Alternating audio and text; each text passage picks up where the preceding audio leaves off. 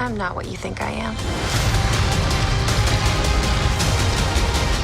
Hello, Brie. My name's Helen Geering. I'm from British Airways, a commercial pilot. And first of all, I'd like to ask you, what was it that first drew you to the role of Captain Marvel?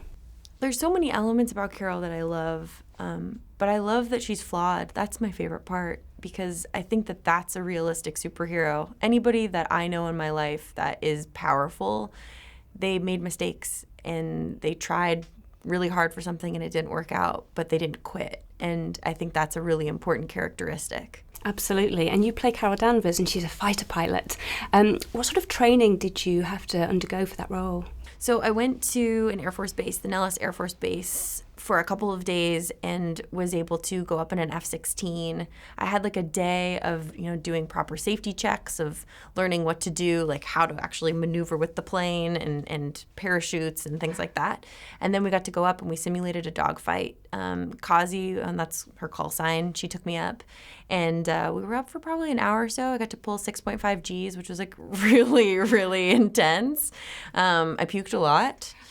And it all became really helpful, like doing barrel rolls in the sky, all of that stuff, and getting to just be behind her and observe what that's like, how her eyes are scanning, where her hands are going, was really helpful then when we were on set simulating it. So you were straight in at the deep end, whereas my training was very much starting little single-engine aeroplanes onto the twins and then onto the bigger jets with the airlines. So quite different. We don't do 6G in a 777. Have you pulled Gs?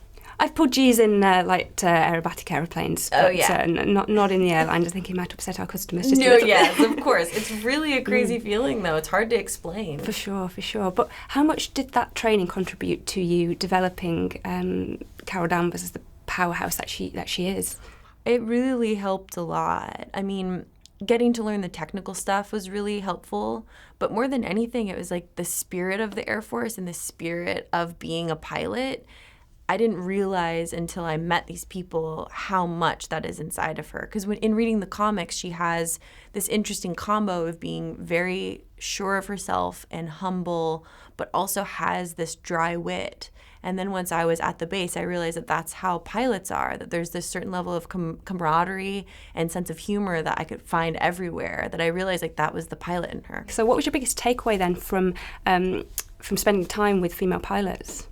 There isn't as many female pilots as there are male, and so there's this community built into it. And there's actually the Air Force pilots that I met, they actually have like a Facebook group, and they have meetups, and they swap tips and things, because it's just a different situation for women when they're up in the air than for men, especially in jets where there's like no bathroom. So they swap flight suits and things too. They've created this whole community that really moved me. That's so interesting. We do have bathrooms. Yeah, exactly. But when you're like up in an F-16, you have to kind of like figure out. So they've figured out all the ways of how to do it. You're absolutely right, though. We do need more girls to get interested in aviation and those sorts of careers.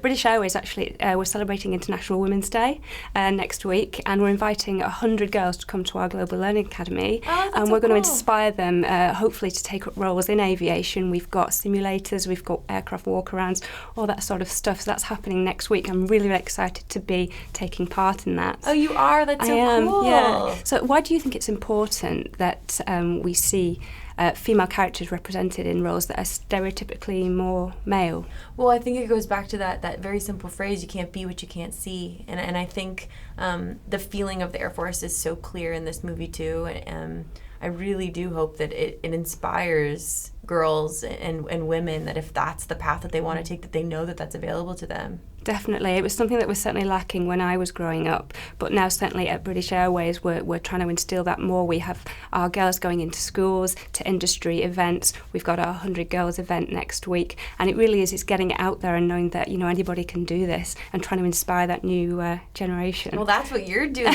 Look at you.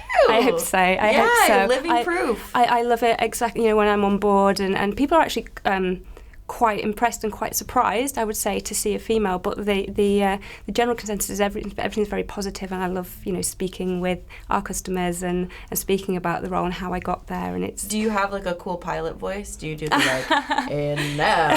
Because that was one thing that they were like, you have to have a cool radio voice, and I was like, I'm not cool enough to have a cool radio voice. I don't think so. I think I'm just very much myself. You're I've just always yourself. been myself, and I try and instill my personality on a flight by going out there and speaking to people. It's all very well being stuck in the front of the flight deck, but unless you go out there, if I see a little girl getting on the flight, you know, I'll go up and say hello, invite her up, and the little boys as well, and the mums and dads who obviously are interested as well. But yeah, it's great.